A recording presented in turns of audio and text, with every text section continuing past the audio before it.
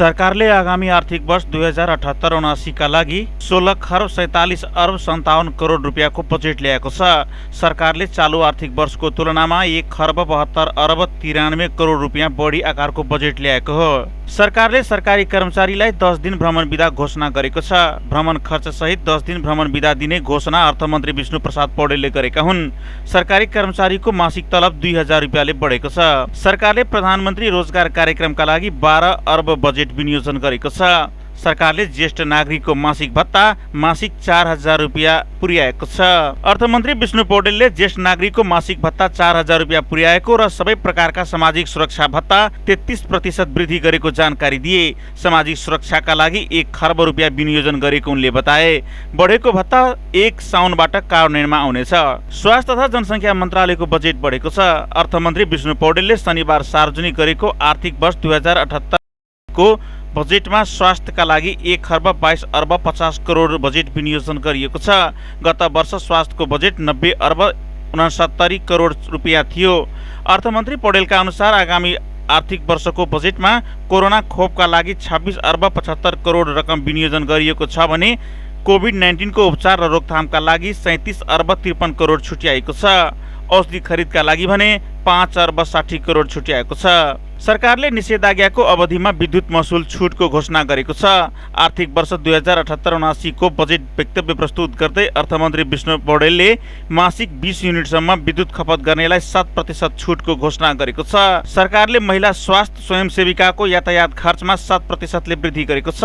अर्थमन्त्री विष्णु पौडेलले 52,000 महिला स्वास्थ्य स्वयंसेविकाको यातायात खर्च 7% वृद्धि गरी 12,000 रुपियाँ पुर्याएको जानकारी दिए। सरकारले खानेपानी संस्थान काठमाडौँ उपत्यका खानेपानी लिमिटेड र स्थानीय तहले वितरण गर्ने न्यूनतम 20,000 लिटरसम्मको खानेपानी उपयोग गर्दा पुरै महसुलमा छुट दिने घोषणा गरेको छ। निषेधाज्ञा अवधिभर खाद्य व्यवस्था तथा व्यापार कम्पनी र साल ट्रेडिङबाट खाद्यान्न र खाना पकाउने ग्यास खरिद गर्दा 20% छुट पाइने भएको छ। निषेधाज्ञा अवधिभर 2 संस्थाबाट उपभोक्ताले खरिद गर्ने चामल, पिठो, दाल, नुन, चिनी र खाना पकाउने ग्यासमा 20% छुट पाइने उनले जानकारी दिए। शैक्षिक प्रमाणपत्र धितो राखेर 25 लाखसम्म ऋण पाइने भएको छ। यसको ब्याज दर अधिकतम 5% हुनेछ। यस्तो ऋण स्नातक तहभन्दा माथि अध्ययन गर्नेका लागि उपलब्ध हुने अर्थमन्त्री पौडेलले बताए। सरकारले तरकारी, दूध र माछा मासुको ढुवानी गर्दा किसानले 25% अनुदान दिने घोषणा गरेको छ। यस्तै साना किसानलाई धानको बिउ खरिदमा 50% नगद अनुदान उपलब्ध गराउने पनि बजेटमा उल्लेख छ। अक्सिजन उद्योग स्थापना गर्न चाहिने उपकरण आयातमा लाग्ने भन्सार र भ्याटमा छुटको घोषणा गरेको छ। यस्तै सामुदायिक तथा निजी अस्पतालले जडान गर्ने अक्सिजन प्लान्टको लागतमा सरकारले 50% पुँजीगत अनुदान दिने पनि बजेटमा उल्लेख छ। साथै अक्सिजन उत्पादन गर्ने उद्योगहरूलाई पनि सरकारले सहुलियत घोषणा गरेको छ। कोभिड अवधिभरका लागि अक्सिजन उत्पादन गर्दा लाग्ने बिजुलीमा त्यस्ता उद्योगहरूलाई 50% छुट दिने अर्थमन्त्री पौडेलले जानकारी दिए। सरकारले गरिबी निवारण कोष खारेज गर्ने भएको छ। गरिब परिचय पत्र बनाई गरिबका लागि आवश्यक नयाँ कार्यक्रमहरू ल्याइने उनले बताए। यसका लागि आवश्यक बजेट छुट्याएको पनि अर्थमन्त्री पौडेलले जानकारी दिए। आगामी आर्थिक वर्षमा सहकारी संस्थाहरूले सहुलियत ऋण पाउने भएका छन्। सहकारीको माध्यमबाट कृषि कार्य गर्न अनुदान दिने अर्थमन्त्रीले बताए। सरकारले 2088 सालसम्म पेट्रोलियम पदार्थबाट चल्ने सवारी साधनलाई विद्युतीय सवारी साधनले विस्थापन गर्ने नीति लिएको छ। सरकारले पेट्रोलियम पदार्थबाट चल्ने सवारी साधनलाई विद्युतीय सवारीले विस्तार गर्न चाहेमा 5 वर्षसम्म नवीकरण शुल्कमा छुट दिने मन्त्री पौडेलले बताए। त्यस्तै सडक दस्तुरमा पनि छुट हुने बजेटमा उल्लेख छ। सरकारले आगामी आर्थिक वर्षमा सबै प्रदेशमा भूमि बैंकका शाखा विस्तार गर्ने भएको छ। उनका अनुसार आगामी आर्थिक वर्षमा 40 शाखा खोली उपयोग नभएका जमिनलाई सरकारले लिजमा दिनेछ। भूमि चाहिनेहरूले भूमि बैंकमा सम्पर्क गर्न सकिनेछ।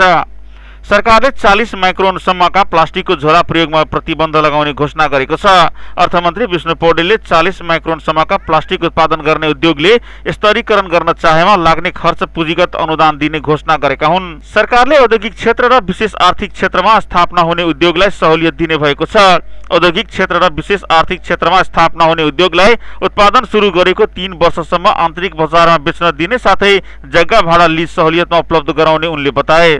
सरकारले काठमाडौँ उपत्यका सञ्चालित उद्योग मकवानपुरको मयूरधापमा बन्दै गरेको औद्योगिक क्षेत्रमा सार्न प्रोत्साहन गर्ने भएको छ। काठमाडौँ उपत्यकाका उद्योगलाई मयूरधापमा सारेमा 5 वर्षसम्म विद्युत डिमान्ड शुल्कमा 5% छुट दिने घोषणा आगामी वर्षको लागि अध्यादेश मार्फत ल्याइएको बजेटमा गरिएको छ। त्यसैगरी सरकारले सवारी उत्पादन तथा एसेम्बल गर्ने प्लान्ट स्थापना गर्न विश्वका टप 10 ब्रान्डका उद्योगलाई आकर्षित गर्ने नीति घोषणा गरेको छ। सरकारले आयोडिन युक्त नुन उत्पादनमा निजी क्षेत्रलाई प्रोत्साहन गर्ने घोषणा गरेको छ। आयोडिन युक्त नुनलाई सर्वसुलभ, सस्तो र गुणस्तरीय बनाउने भन्दै निजी क्षेत्रलाई पनि सहभागी गराउने घोषणा आगामी वर्षका लागि ल्याएको बजेट मार्फत गरिएको छ। सरकारले प्रारम्भिक बाल विकासका शिक्षिकालाई मासिक पारिश्रमिक 15,000 रुपियाँ पुर्याएको छ।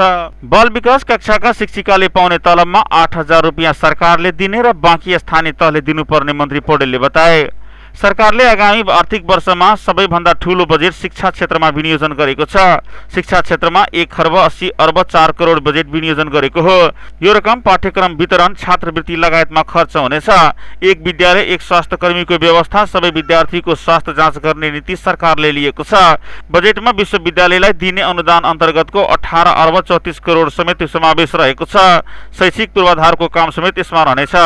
सरकारले निजी क्षेत्रसँग मिलेर made in Nepal, make in Nepal अभियान सञ्चालन गर्ने भएको छ। उक्त अभियान मार्फत सिमेन्ट, औषधि र फलामे डन्डीमा निर्यात तथा प्रवर्धन गरिने नयाँ बजेट प्रस्तुत गर्दै अर्थमन्त्री विष्णु प्रसाद पौडेलले जानकारी दिए। सरकारले आगामी आर्थिक वर्षको बजेटमा हुलाकी राजमार्गको लागि 6.5 अर्ब 39 करोड रुपियाँ विनियोजन गरेको छ। सरकारले पशुपतिनाथको सजावटका लागि 35 करोड रुपियाँ छुट्याइएको छ। आगामी आर्थिक वर्षका लागि युवा तथा खेलकुद क्षेत्रका लागि 2 अर्ब 74 करोड रुपियाँ विनियोजन गरेको हो।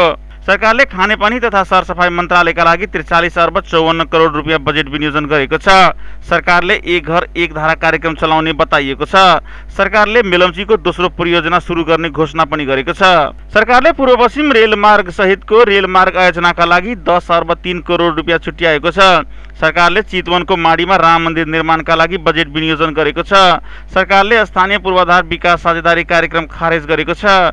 सरकारले पत्रकारलाई सरकारी अस्पतालमा निःशुल्क उपचार दिने भएको छ। अर्थमन्त्री विष्णु पौडेलले नेपाल पत्रकार महासंघको सदस्य रहेका पत्रकारलाई सरकारी स्वास्थ्य संस्थामा निःशुल्क उपचारका व्यवस्था गर्ने घोषणा गरेका हुन्। हरेक स्थानीय तहमा अग्नि नियन्त्रणका लागि दमकल राखिने भएको छ। नेपाल प्रहरी र सशस्त्र प्रहरी बलका कर्मचारीको राशन भत्ता 15% बढेको छ। सरकारले वर्षमा 20 लाखसम्म कारोबार गर्नेलाई आयकरमा 90% छुट दिने घोषणा गरेको छ। सरकारले 7 प्रमुख भन्सार कार्यालयमा अत्याधुनिक कन्टेनर स्क्यानिङ र मालवस्तु तौलिने उपकरण जडान गर्ने भएको छ। मेची, विराटनगर, तातोपानी, वीरगञ्ज, भैरहवा, नेपालगञ्ज र तातोपानी भन्सारमा स्क्यानर मेसिन जडान गरिने भएको छ। यस्तै आगामी आर्थिक वर्षमा थप 3 वटा भन्सार कार्यालय स्थापना गर्ने पनि जानकारी दिए।